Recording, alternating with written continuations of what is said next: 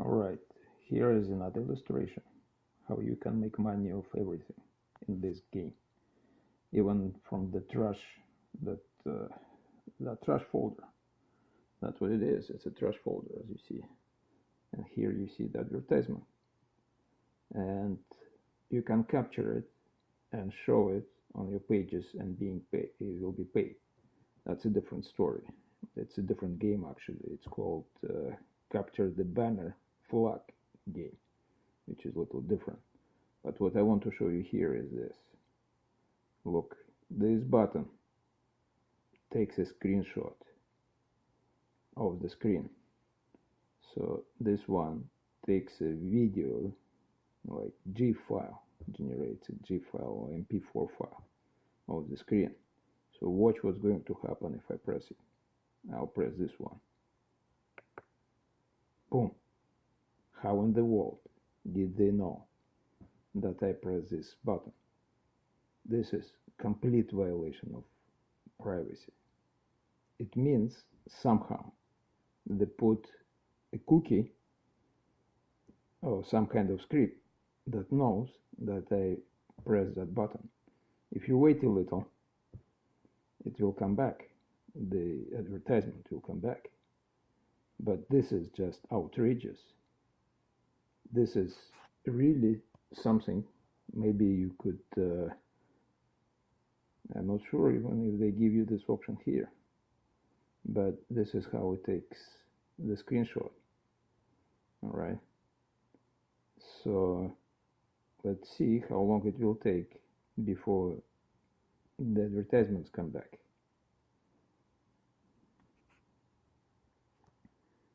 Or didn't notice, like in seconds, how many seconds it will take.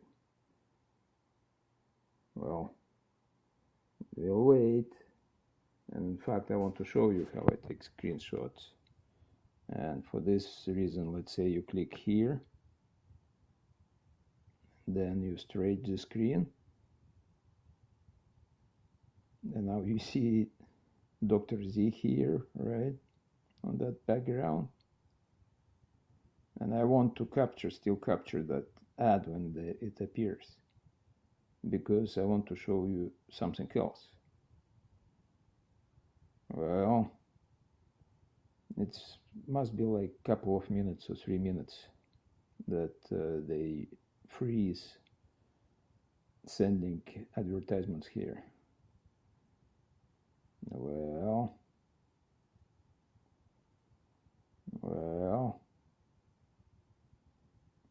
I need to entertain you somehow, and maybe I'll tell you a story. Meanwhile, okay, let's think it will be like about innovation, right? Because it's all that little game, it's about innovation. So I've heard it in application to a Russian physicist. His name was Professor Kapitsa. That guy had incredible sense of humor, which is a different story. Okay, this one is about a German machine. German engineers invented the best machine ever, and when they started it, it didn't run. So they took it apart, cleaned everything, tried again, and it still didn't run.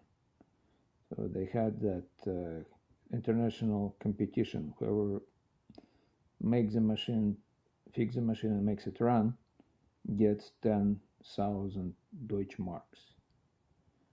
And at a certain point, many people tried, nobody could succeed. That Professor Kapitsa comes to that place and wants to fix it. And he looks around the machine, and then he walks around, and he says, "Bring me a sledgehammer." And they give him a sledgehammer, and he hit it on the bearing housing, and machine started running. So this guy said, "Well, we can't give you 10,000 marks just for nothing. You need to write justification." And he wrote it. He said, 1 mark for hitting a sledgehammer with a sledgehammer, and 9,999 for knowing where to hit. Well, it's already 5 minutes and they still didn't show up. Show that advertisement means I have to tell you another, but that is not a joke, that's a reality. So that the young engineer Kapitsa, a scientist, 1920s, maybe 1928 somewhere, in Russia, and he decided he wants to go and study and work to do his PhD at the Cavendish lab with Professor Rutherford. You know, the guy who came up with a model of atom that we all kind of know now. So he takes a train, comes to Oxford. That was incredibly difficult at that time. Just to go on the train back in Russia, you're not familiar with this, but it was not long after the Civil War. And to make it short, he comes to Professor Rutherford and says, I'd like to study under you and do my PhD with you. And Professor said, well, I'm terribly sorry. There are only 10 spots in the lab, and they're all taken. I understand all the difficulties you went through, but I cannot do anything. There are only 10 spots. And that guy says, Professor, what's your experimental error? And Rutherford said, 10%. So he accepted him at his lab. And that guy discovered superfluidity of helium and got the Nobel Prize later on. Well, they're really persistent. I don't want to torture you looking at that empty screen and listening to these stories. I guess you can come up with better ones. So you'll just give up. You'll say abort. Okay, I'll just take that screen just for the record.